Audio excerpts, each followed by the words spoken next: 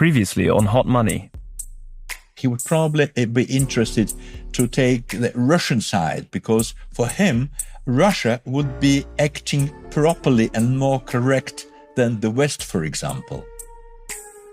I would say that we are actually at the doorstep of a new ideological war, where this counts again as a motive for becoming an agent, for becoming an informer, because you want to contribute in this geopolitical power struggle going on between East and West.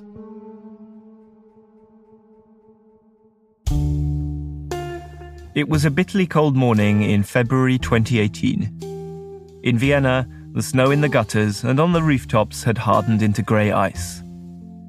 At a busy intersection on the outskirts of the city stand two tall white stucco buildings, set at a right angle to each other, over-decorated with pediments and such in the usual Viennese imperial style. Between the two buildings is a huge armoured grey gate. There's no sign, no indication at all of what this place is, just a small plaque that tells you it's property managed by the government. But every window is mirrored in dark blue iridescent glass. This is the BVT, the Bundesamt für Verfassungsschutz und Terrorismusbekämpfung, Austria's intelligence agency. At first, it seemed like a routine visit. The buzzer for the outer gate sounded, and the duty watchman saw the image of a single individual dressed in civilian clothes flicker up on his screen. The visitor holds up a police ID badge, and he says he has a meeting in the building. The watchman flicks a switch to operate the first gate, and the policeman swings through the big iron single-person turnstile. He steps into a grey room on the other side. And it's at this point that things take an unexpected turn. The man the watchman just let in, he's no ordinary policeman. He slams past two officers in the little grey room and through the open door of the guardhouse control room, and demands the master key. He's here under orders from the Ministry of Justice, he says, acting on behalf of the Anti-Corruption Bureau, and he's got a warrant. Under pressure, the duty watchman, he folds. This was not in his training. He gives the policeman the master key. The grey gate swings open. And then, at speed, from places hidden on side streets not far from the gates, vans scream into action and drive into the courtyard. Inside the vans are dozens of police officers, wearing balaclavas. They get out and they pour into the building.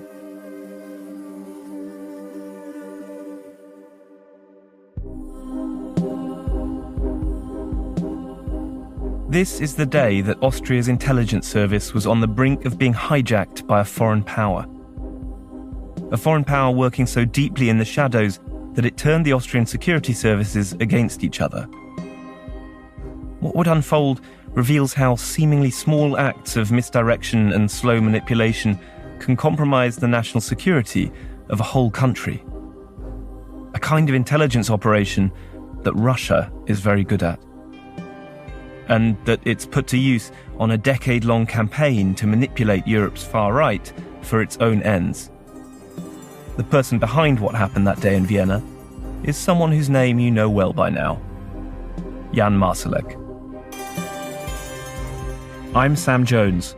From the Financial Times and Pushkin Industries, this is Hot Money Season 3, Agent of Chaos. Episode 6, Maestro.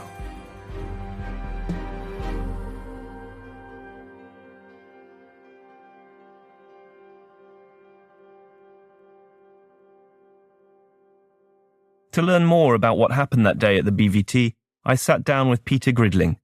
He served as Austria's intelligence chief, the head of the BVT, for more than a decade. What makes a good intelligence officer? Interest, first of all. Interest in developments, interest in following up things, a certain feeling, because whenever you see that something happens, you never know how this will develop. That feeling, is that sort of, would you say, intuition? I mean, I suppose what you've got often in this world is only a few small bits of evidence. It's never the whole picture. And what you're talking about is the ability to see the links between them? Exactly. It's often intuition. Peter is careful when he talks, deliberate, disinclined to make definitive statements. Even for a career spy, he's remarkably taciturn. He was the man in charge when the raid on the BVT's headquarters, the biggest disaster in the organization's history, took place. A year before the raid, in 2017, 9 years into Peter's post, something strange happened. A 39-page dossier was mailed to politicians, police, and a group of Austrian journalists. A dossier of accusations against the BVT, including against Peter.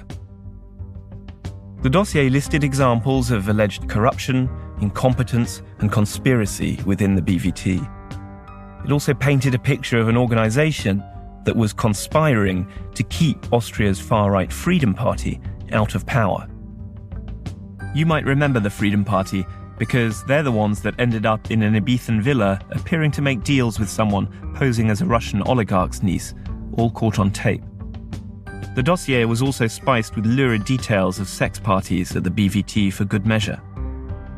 Peter was baffled about where all these allegations came from, although the detailed knowledge the dossier contained about the BVT's personnel and operations made Peter think it might be an insider. I only had the opinion that it must be someone on a higher level who has insight in BVT. The claims are so fantastical, though, that Peter feels he won't have too much trouble pushing back against them. When I read the allegations, I thought this is stupid, and I offered myself to provide documentation that this is stupid. That isn't anything. Yeah?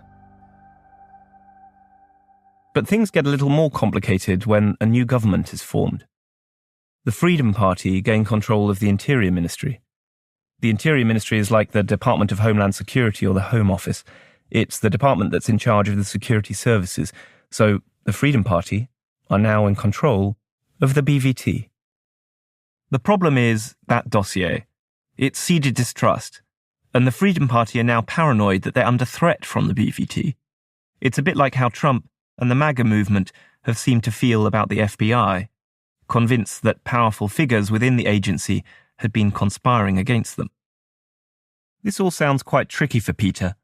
He's a pragmatist, though, and prosecutors don't take further action, so he pushes it all to one side and hopes it'll go away. But it turns out that this is only the start.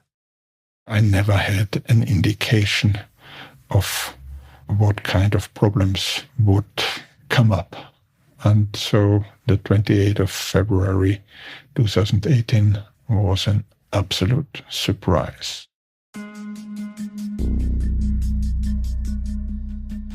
When police swarm into the BVT on that cold winter's morning, Peter Gridling is not in his office.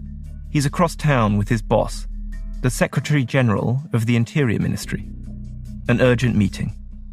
The Secretary General informed me that there are also investigations against me. He presented to me the written allegation against me. Which was what? Which was that I have misused my authority in 2 cases. Once, I have not ordered the deletion of data, and once I had allowed the storage of data which was illegally obtained. And both of the cases were nonsense. But I had the impression that at this early stage of the official investigation, the prosecutor was not really interested. They listened to me, they gave me a chance to explain, but they didn't really listen to what I said or look at the documentation that I offered to provide. Peter realizes that this is all linked back to that anonymous dossier. Previously, prosecutors had dismissed the allegations about the BVT, but now they seem to be taking them seriously after all. We knew that the information based on the anonymous letters was never enough for the judiciary to take measures. What has changed in the meantime that suddenly that was the case? When he finally gets out of the meeting, Peter speaks with panicked colleagues. They tell him what happened 2 miles away, at the BVT's headquarters. It sounds like it was chaos. It seems like police didn't even really know what they were looking for. They went from room to room in the building, indiscriminately snatching up documents. But the BVT offices are labyrinthine, and since the whole layout of this building and everything about it is secret, no one even really knew where to go. Did they know what they were looking for? Was it specific, or that was not well prepared. When you don't know what you look for, you will never find the information that you look for. If you want to seize electronic information, you should know something about the organization and the ID in order to be prepared and not to come in and say, where are your computers? But then one police squad, they inadvertently do something disastrous. They barge into the IT department itself. This is the moment that the raid sends shockwaves beyond the BVT, beyond Austria even.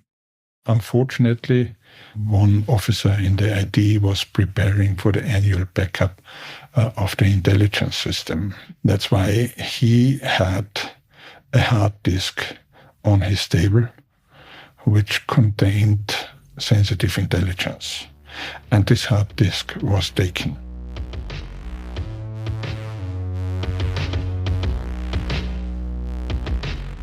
In fact, it was probably one of the most sensitive things that the BVT has in its possession.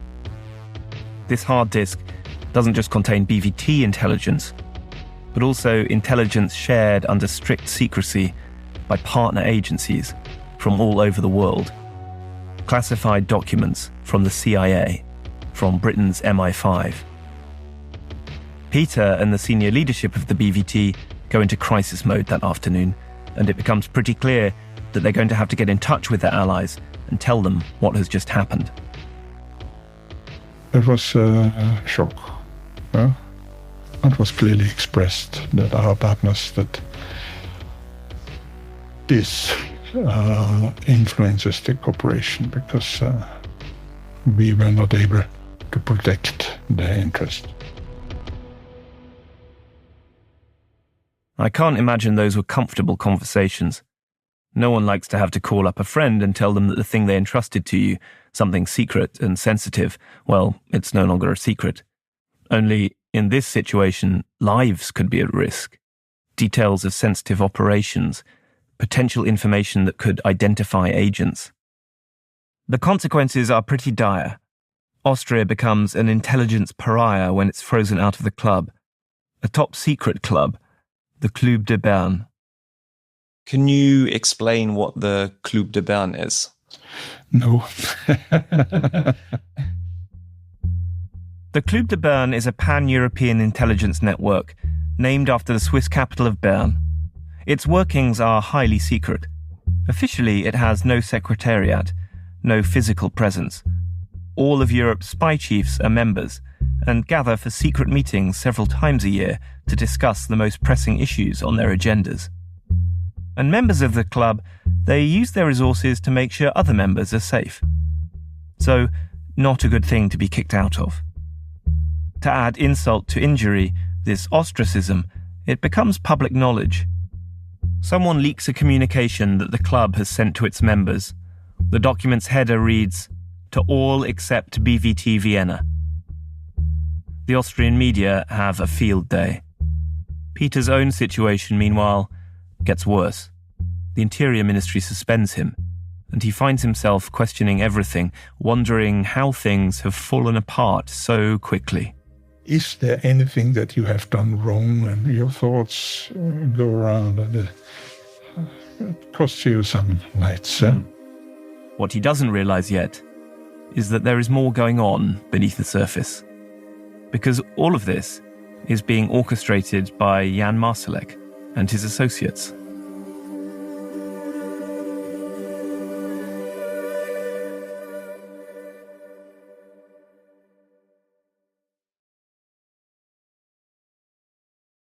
Peter Gridling couldn't stop turning everything over in his head. Why had the anonymous allegations made against him and the BVT suddenly been taken seriously? He might never have found the answer to that question or understood the events that led to the raid had there not been an unexpected change of government in Austria. In 2019, the year after the raid happened, the Ibiza scandal erupted, and the far-right Freedom Party, they got kicked out of government. The new government, it ordered a police inquiry into what became known as the BVT affair. A special investigatory group was set up, called AG Pharma. Pharma from the Greek word for rumours. AG Pharma started out investigating the BVT affair, but what it found out led it to switch its focus to Jan Marsalek. The first thing investigators wanted to get to grips with were the events that had led to the raid itself.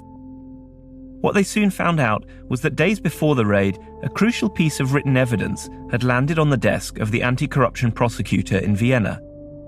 It was a witness statement, sworn testimony from one of the most senior employees of the BVT, and it seemed to confirm that those anonymous allegations from the previous year were true after all, that some kind of conspiracy was underway, that the BVT was working to undermine the far-right Freedom Party.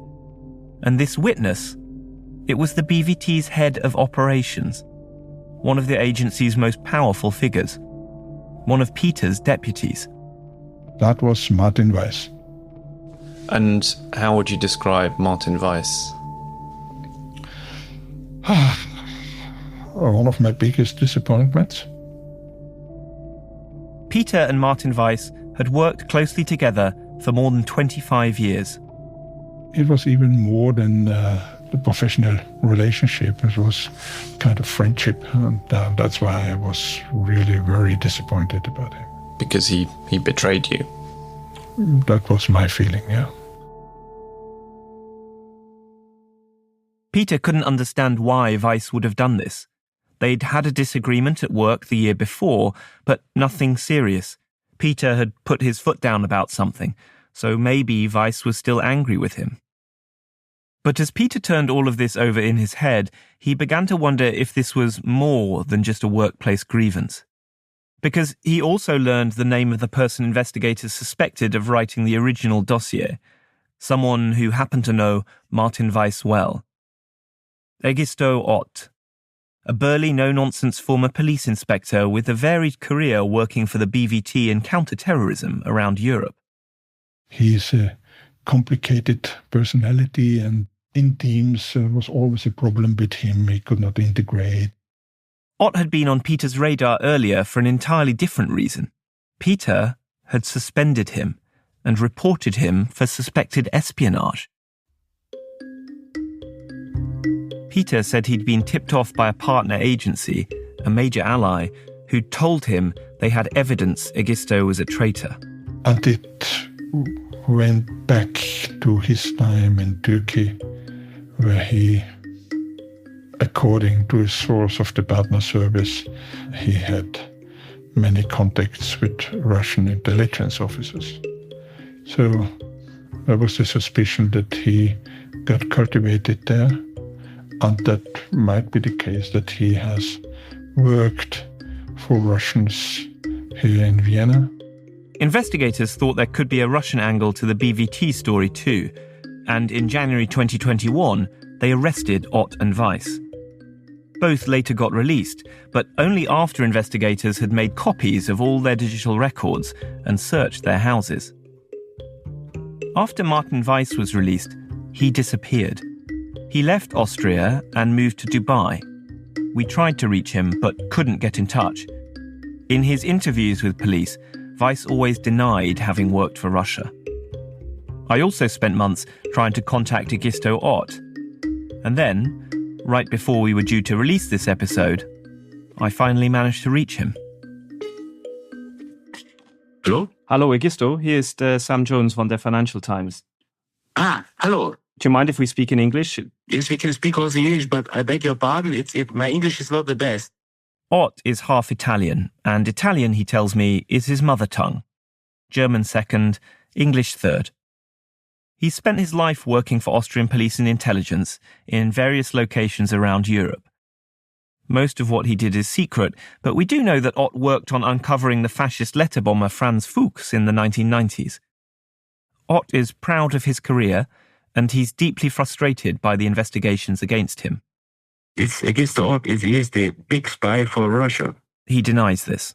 I'm working for Russia, but where's the evidence? There is no evidence. Ott says that his lawyers have demanded 4 times to see the evidence that backed up Peter's claim he was working for the Russians, the one that led to Peter suspending him in 2017 before the raid even took place. But it hasn't been provided, and Ott thinks that Peter has just made it up. We have not got any information from that. So do you think he was lying? He made it up? Exactly, because he cannot say the truth. Because he cannot say, okay, this was only bullshit, this was only a storytelling by me. He says it's the same with the accusation that he is the author of the 39-page dossier, the one that led to the raid. I didn't write them. There is no evidence. They only writing stories. Ott says this whole thing isn't about Russia. He says the BVT themselves, in cahoots with members of the Austrian political establishment, set the whole thing up. The raid was basically their plan all along, and that they did it in order to discredit Austria's far right by making it look like they'd caused this mess only months after they'd been given control of Austria's security services for the first time. In Ott's version of events, Austria was suspended from the Club de Bern not because of the raid, but because Peter Gridling secretly asked for the suspension, specifically to create bad press about Austria. So you mean you think that Peter asked the Club de Bern to suspend the BVT? Exactly. We have the witnesses. What he did is normally called Hochverrat. Like high treason. Exactly. I should note here that we haven't seen any evidence to support this claim, and Peter Gridling, he denies ever having done anything like this. Ott admits that he and Martin Weiss, they were close, and they did regularly discuss what they saw as big problems at the BVT, because they thought it was in the pocket of the Austrian political establishment. He thinks he and Weiss were framed as the provocateurs responsible for the raid, precisely because they'd complained about corrupt activities at the BVT in the past. Now they are saying we are corrupt. Very beautiful. Now, all of this is getting a little bit smoke and mirrors. The thing is, there's a reason why the cloud of suspicion isn't so easily dispersed from around Egisto, despite his protests. It's because he and Martin Weiss, they both knew, they both worked for someone else. In my memory, he was very, very smart, tough, smart, young, good clothes. The story that is out there that's different to yours is that actually this guy Jan Marsalek is behind this, and that he was using you and Martin Weiss to try and manipulate the ministry and gain control of the BVT. No, this is not true, because he know nothing about this, because we haven't been used for this or something. No, it's not true.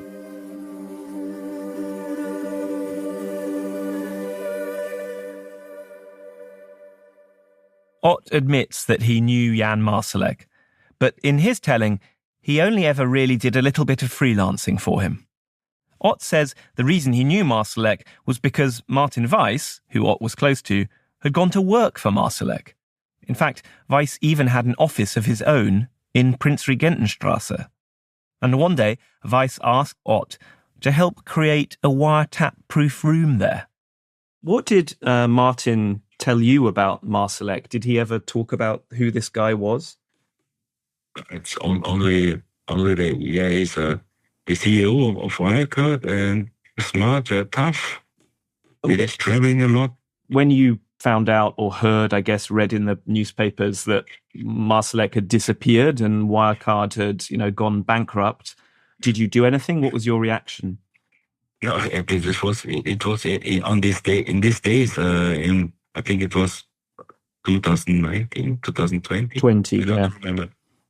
Yeah, when it came out, I was even surprised. Did you tell anyone that you'd been to his house and had this, he wanted a secret room?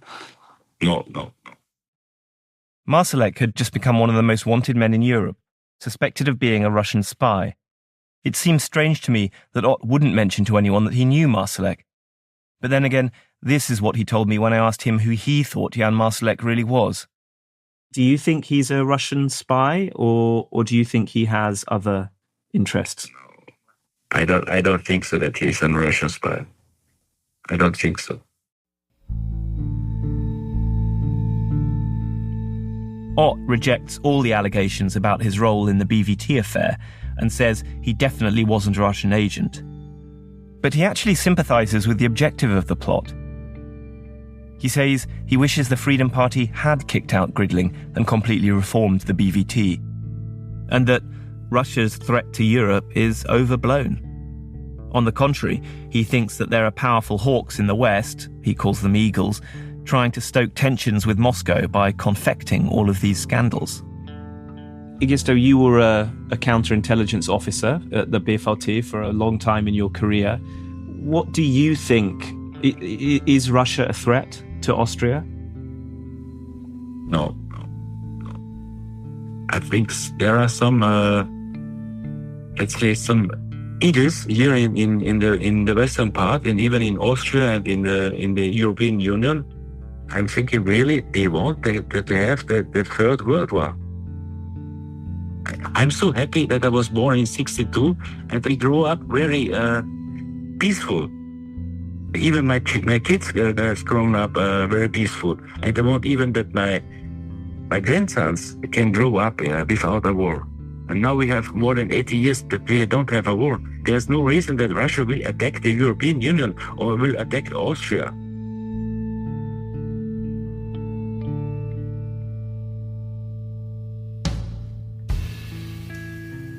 Ott is not alone in this view of Russia in Austria or elsewhere in Central Europe. I hear it a lot. Of course, like all pieces of good whataboutism, there's truth in it. The last 30 years have involved a lot of big wars started by hawkish politicians in the West. But Russia is no paragon of peace, and you might feel rather differently about Putin's threat to Europe if you were sat in Tallinn, or Vilnius, or Riga. European capitals that Russia very much believes belong within its sphere of control. The idea that Russia is a good neighbour, it's just not remotely true. Ott was charged with breaching state secrecy in November 2024. The trial opened this March, and 3 days later, he was acquitted. Prosecutors are considering further charges. There's a reason why espionage trials are so rare, because trying to prove someone is a spy is not like proving any other crime. Everything can hinge on almost impossible to answer questions of motive and awareness.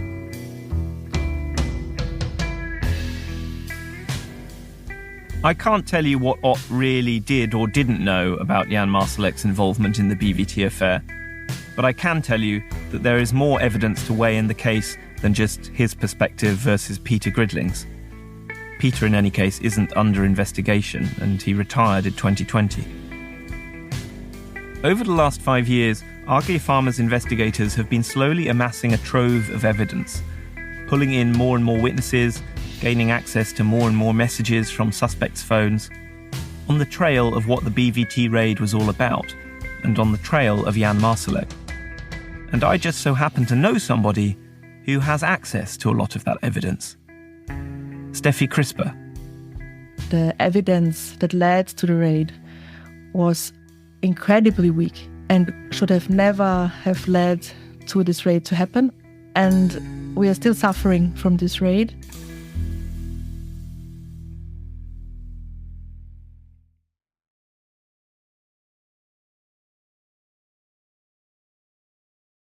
You might remember Steffi from one of our earlier episodes.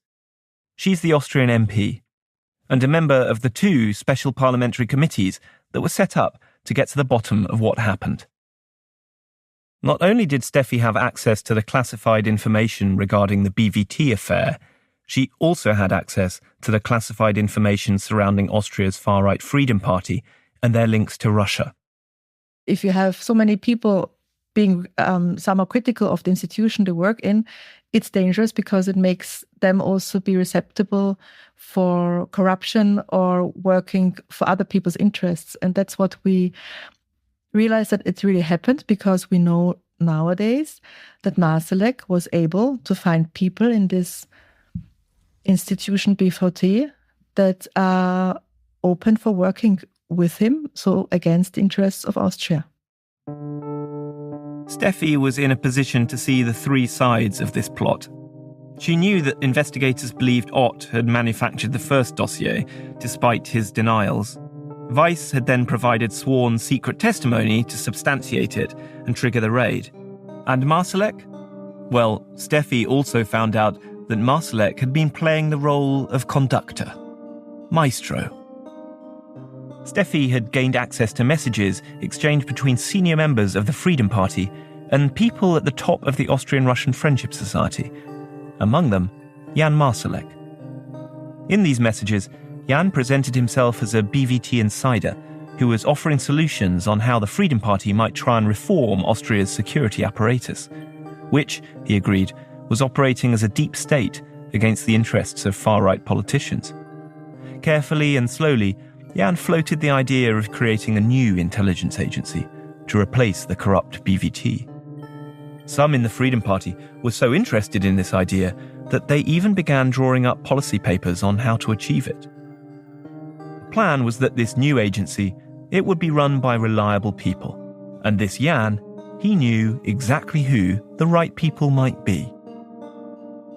After seeing the evidence, Steffi is sure that none of this happened by chance, and that Marsalek was undoubtedly advancing a plan. The raid was just the first step. I think that he could use any allegations to push for something like a raid to happen, for him to be able to say, now we reform the whole thing, and for him to put then their people there, and not objectively the best and the most competent. But the people controlled by the FPÖ. Exactly. The FPÖ as in the Freedom Party of Austria. And then I guess that makes sense for Marsalek, because those people are also his people in this instance. Exactly.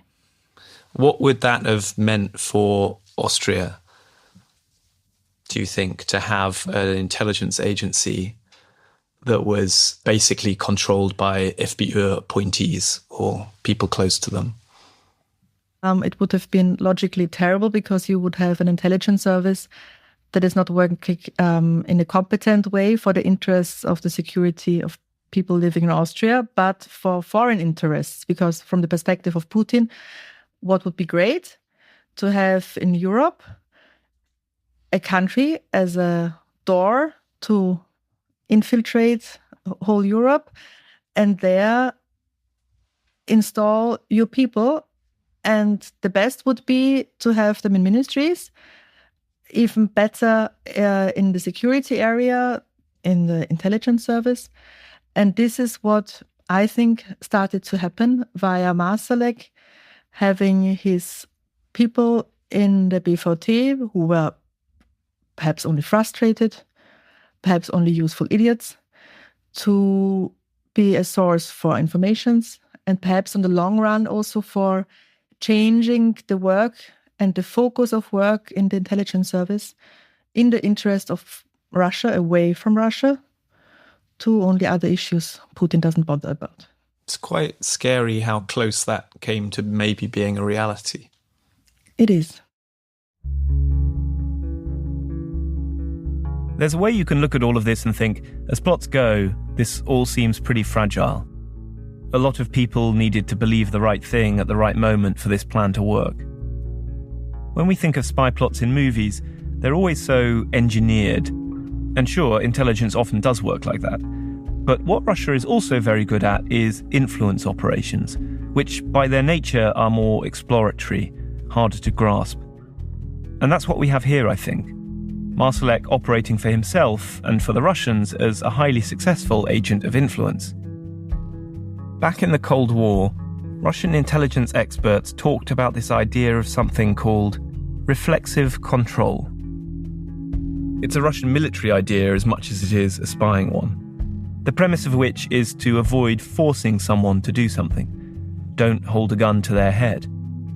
The optimum solution is for they themselves to choose to do it, because you have so shaped their reality that they don't even realize that the free will they're exercising is what you want too.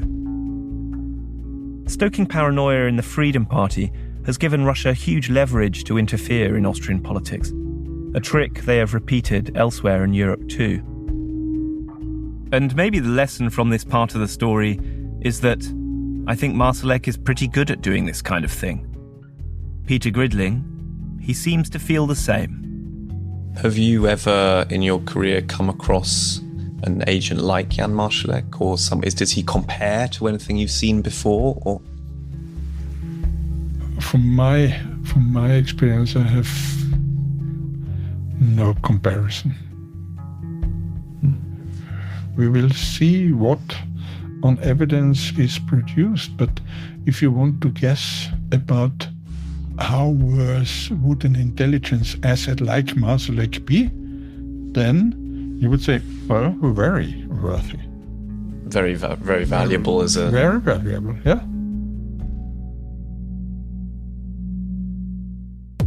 But it turns out that Marsalek's skills extended way beyond operations of influence, as Austrian investigators soon began to discover for themselves. Because as they unravelled who all the people connected to Marsalek were, they turned up more and more leads beyond Austria. Marsalek's very effective Vienna network, well, it wasn't the only group of agents he ran. There was at least one more. They carried out multiple covert operations, and they were based in the UK.